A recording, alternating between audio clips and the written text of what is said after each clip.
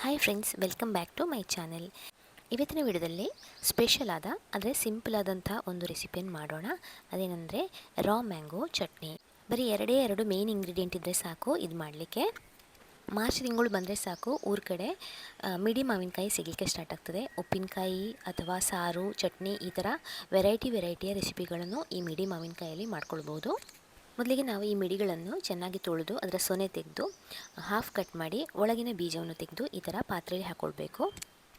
ಈ ಮಾವಿನಕಾಯಿ ತುಂಬ ಹುಳಿ ಇದೆ, ಹಾಗಾಗಿ ನಾನು 3 ಹಸಿಮೆಣಸಿನಕಾಯಿಯನ್ನು ಹಾಕ್ಕೊಂಡಿದ್ದೇನೆ. ನಂತರ ರುಚಿಗೆ ತಕ್ಕಷ್ಟು ಉಪ್ಪು ಹಾಗೆ 1 ಗ್ಲಾಸ್ ನೀರನ್ನು ಸೇರಿಸಿ ನಾವು ಇದನ್ನು ಬೇಯಿಸ್ಲಿಕ್ಕೆ ಇಡಬೇಕು. 3 ರಿಂದ 4 ನಿಮಿಷಗಳ ಕಾಲ ಬೇಯಿಸಿ, ಆವಾಗ ಇದರ ಕಲರ್ ಚೇಂಜ್ ಆಗ್ತದೆ. ಇಷ್ಟಾದರೆ ಸಾಕು. ನಂತರ ಇದನ್ನು ನಾವು ಮಿಕ್ಸರ್ ಜಾರಿಗೆ ಹಾಕಿ ನಯವಾಗಿ ರುಬ್ಬಬೇಕು. ಇಲ್ಲಿ ನೀರನ್ನು ಹಾಕುವ ಅಗತ್ಯ ಇರುವುದಿಲ್ಲ. ನೋಡಿ, ಇಷ್ಟು ನಯವಾಗಿ ರುಬ್ಬಬೇಕಾಗ್ತದೆ. ಇನ್ನೊಂದು ಪಾತ್ರೆಗೆ ಹಾಕಿ ಸ್ವಲ್ಪ ನೀರು ಹಾಕಿ ನಂತರ 1 ಚಮಚದಷ್ಟು ಸಕ್ಕರೆ ಹಾಕ್ಕೊಳ್ಬೇಕಾಗ್ತದೆ. ಇವಾಗ ನೋಡಿ, ಇಷ್ಟು ಕನ್ಸಿಸ್ಟೆನ್ಸಿ ಇದ್ರೆ ಸಾಕಾಗ್ತದೆ.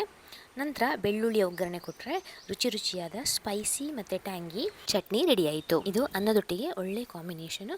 ನೀವು ಬೇಕಾದರೆ ಇದಕ್ಕೆ ಇನ್ನೂ ನೀರು ಸೇರಿಸಿ ಪಾನಿಪುರಿಗೆ ಪಾನಿಯಾಗಿ ಬಳಸ್ಕೊಳ್ಬಹುದು. ನಿಮಗೇನಾದರೂ ಮಾವಿನಕಾಯಿ ಸಿಕ್ಕಿದರೆ ಖಂಡಿತವಾಗಿಯೂ ಈ ರೆಸಿಪಿಯನ್ನು ಟ್ರೈ ಮಾಡಿ, ನಿಮಗೆ ತುಂಬ ಇಷ್ಟವಾಗ್ತದೆ.